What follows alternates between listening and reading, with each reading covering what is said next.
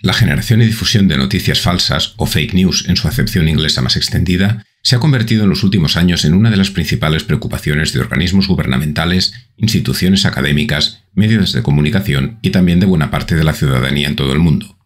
Y desde el ámbito académico es evidente el incremento de la atención sobre este fenómeno a lo largo de este mismo periodo, siendo unánimes las advertencias de todos estos sectores respecto a la urgencia de prevenir la extensión y, a ser posible, la generación misma de toda esta desinformación. Pero, ¿cómo podemos definir una noticia falsa?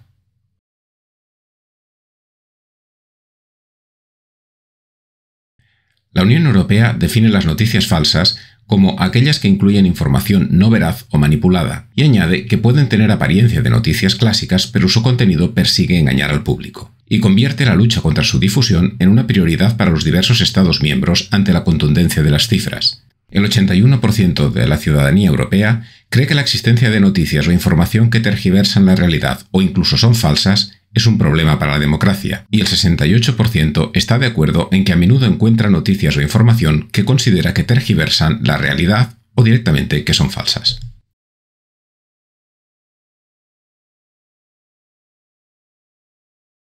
Un estudio llevado a cabo en el Massachusetts Institute of Technology concluía que las noticias falsas tenían un 70% más de posibilidades de ser retuiteadas en redes sociales que las informaciones veraces. Según una encuesta realizada entre abril y mayo de 2022, la mayor parte de las personas afirmaron verse expuestas a noticias falsas y desinformación de manera ocasional. Y de entre quienes reconocían una exposición probablemente más frecuente, predominan los sectores de población más jóvenes.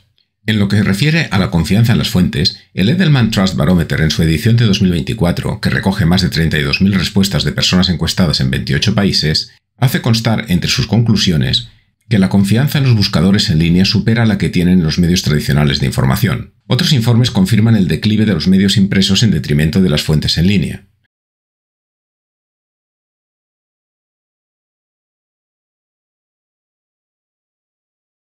La Federación Internacional de Periodistas sostiene en un informe de 2023 que con la llegada de las redes sociales, la propagación de noticias falsas se ha vuelto más sencilla. Esto se debe a que al cambiar de una forma de comunicación en red, networking, en lugar de la transmisión masiva, broadcasting, los usuarios no solo consumen información, sino que también la producen. Además, las plataformas utilizan algoritmos para mostrar contenido relevante a cada usuario, lo que puede condicionar y filtrar la información que ven. La UNESCO también resalta el reclamo que supone la aparente sencillez de sus propuestas, puesto que generan una sensación de dominio que no se corresponde con la realidad. A esto se añade, según datos del Pew Research Center para 2018, que 2/3 de los enlaces tuiteados a sitios web populares son publicados por cuentas automatizadas, no por seres humanos. Estas cuentas, o bots, pueden ser empleadas con propósitos orientados al fraude o a la desinformación. Algunas empresas, como Imperva, estiman que este tipo de bots supusieron en 2023 el 30% del tráfico automatizado de datos en Internet, aunque su impacto es desigual en función del sector productivo. Y aunque en algunos ámbitos como el educativo parezca mantener un porcentaje aún minoritario, la tipología de bad bot o bot malicioso casi triplica al de su contraparte positiva.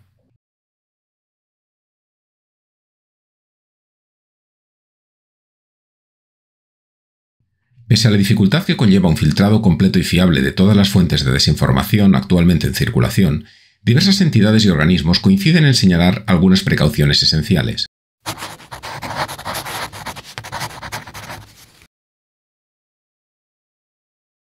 El primer paso sería evaluar la consistencia y la fiabilidad de la fuente de esa información, su reputación, su especialización en el ámbito, la precisión de los datos que aporta, etc. En caso de desconocerla o de no tener elementos suficientes para valorarla, conviene prestar una especial atención al paso 2.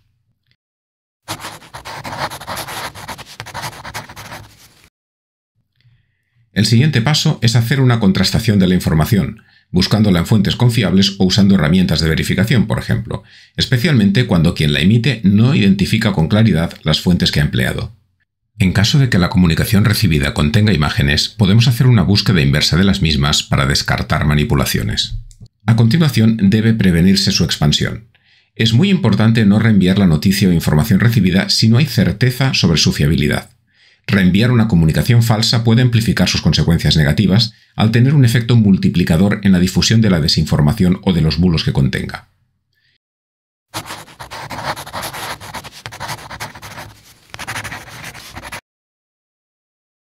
Cualquier información falsa o bulo debe ser inmediatamente notificado, usando el canal que cada medio o red social habilite para ello.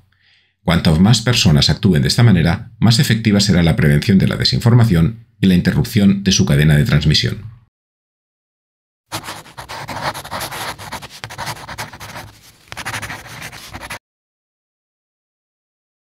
Y uno de los recursos más efectivos ante cualquier sospecha es la consulta a personas expertas que puedan resolver con garantías las dudas que haya podido despertar cualquier tipo de información recibida.